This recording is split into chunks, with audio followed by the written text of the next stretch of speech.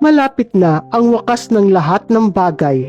Dahil sapat na ang panahong nagdaan na ginagawa ninyo ang kalooban ng mga bansa, ang paggawi ng may kapangahasan, pagkakaroon ng di makontrol na pagnanasa, labis na pag-inom ng alak, magulong pagsasaya, pagpapaligsahan sa pag-inom at kasuklam-suklam ng mga idolatriya.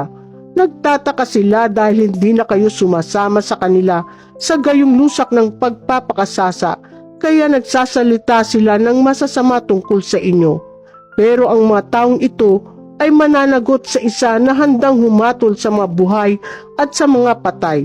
Sa katunayan, ito ang dahilan kung bakit inihayag din sa mga patay ang mabuting balita, para kahit nahatulan na sila sa laman sa paningin ng tao, mabuhay sila kaayon ng Espiritu sa paningin ng Diyos. Pero ang wakas ng lahat ng bagay ay malapit na, kaya magkaroon kayo ng matinong pag-iisip at maging laging handang manalangin.